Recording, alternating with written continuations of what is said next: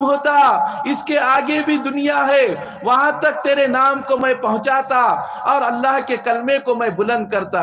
आज अपने बच्चों की हमको फिक्र नहीं है, आज ना माँ को फिक्र है ना बाप को फिक्र है। बाप भी जो है तो कमाने में मशगूल, माँ भी कमाने में मशगूल।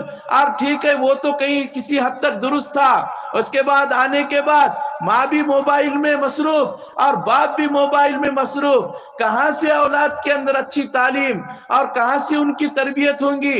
अल्लाह तबारक व ताला ने जो सबसे बड़ी जिम्मेदारी दी है, ये जलसा इस्लाह माशरा का जलसा है, इसके अंदर हम ये तय करें कि इंशाअल्लाह तबारक व ताला अपनी औलाद की हम तरबियत करेंगे और ऐसी हम तरबियत करेंगे कि इंशाअल्लाह हमारी औलाद भी उन गाजियों की तरह होंगी, उन मुजाहिदीन और अल्लाह वालों की तरह होंगी कि जिन्होंने पूरे आलम के अंदर अल्लाह के कलमे को लेकर अल्लाह के कलमे को लेकर घूमे और पहुंचे। हमारे इस हिंदुस्तान के अंदर और भारत की सरजमीन पर वादी सिंध के ऊपर जब मोहम्मद बिन कासिम तशरीफ लाए, 16 साल की उम्र उनकी थी और वो आए और आने के बाद उन्होंने इस गंगा के पानी से वजू किया और वजू करके अपने कदम इस धरती के ऊपर रखे।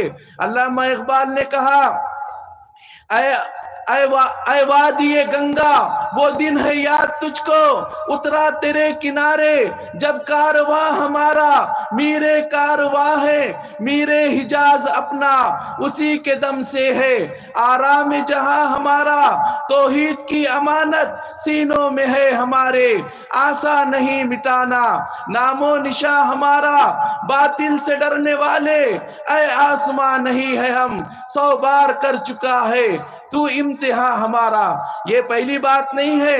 हजरत सिद्दीक़ अकबर रज़ी अल्लाह ताला अन्हु, अल्लाह के नबी सल्लल्लाहु अलैहि वसल्लम की वफात के बाद ऐसा भी दिन आया कि मदीना के अंदर खौफ का माहौल हुआ।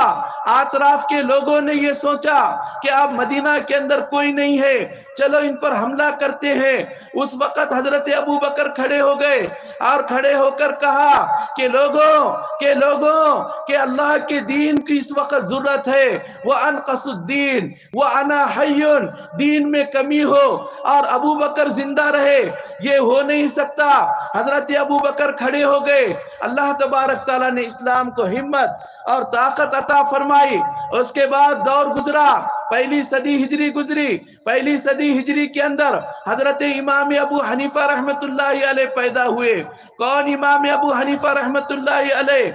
वो इमाम अबू हनीफा रहमतुल्लाहि अलैह के जिनकी फिक़ा के ऊपर आज पौन दुनिया अमल करती है और जिन्होंने कुरान और हदीस की रोशनी में पूरी फिक़ा को मुरत्तब किया, इमाम अबू हनीफा रहमतुल्लाहि अलैह। इन्होंने अल्लाह के दीन को जिंदा करने के लिए अपना सब कुछ कुर्बान कर दिया। उसके बाद हजरत सैयदना इमाम अहमद बिन हम्बल रहमतुल्लाह अलैह का दौर आया। हजरत इमाम अहमद बिन हम्बल रहमतुल्लाह अलैह उस वक़्त फलसफा का गलबा हुआ और लोग अल्लाह के दीन को अपनी अकल से समझने की कोशिश करने लगे। कि आज भी जो है तो हम और आप देख रहे हैं कि बहुत सारे ऐसे लोग हैं कि जब जो है तो उनको कहा जाता है कि ये अल्लाह की बात है, ये उसके रसूल की बात है, तो वो लोग कहते हैं कि हमारी समझ में नहीं आता, हमारे अकल में ये बात नहीं आती। अरे तुम्हारी अकल ही है कितनी इतनी सी। एक आदमी था, वो हमेशा कुत्ता रखता था साथ में, कुत्ता लेके कहीं भी जाना कुत्ता, सोते वक्त भी कुत्ता, खाते वक्त भी कुत्ता, उठते वक्त बैठते वक्त हर वक्त कुत्ता। तो लोगों ने पूछे उसको, कुत्ते पे क्यों लेके घूम रहा रहता तू? उन्हें बोला तुम्हारा मालूम नहीं, मैंने सुना हदीस के अंदर, हदीस में मैंने ये सुना कि जहां पर कुत्ते रहते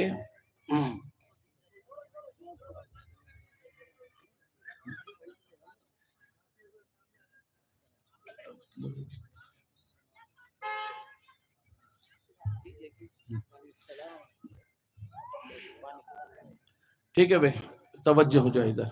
अल्लाहुम्मा सल्ली अला सय्यिदना मुहम्मद व अला आलि सय्यिदना मुहम्मद बारिक वसल्लिम। तो लोग ऐसे भी हैं हमारे कि अकल से समझना चाह रहे। तो उसने पूछा कि कुत्ते को क्यों लेके घूमता तू हर वक्त? उसने कहा कि कुत्ते को इसलिए लेके घूमता मैं हर वक्त कि मैंने ये सुना कि जहाँ पे कुत्ता रहता वहां फरिश्ते नहीं आते। आप जब कुत्ता मेरे पास रहेगा तो मौत का फरिश्ता भी नहीं आएगा,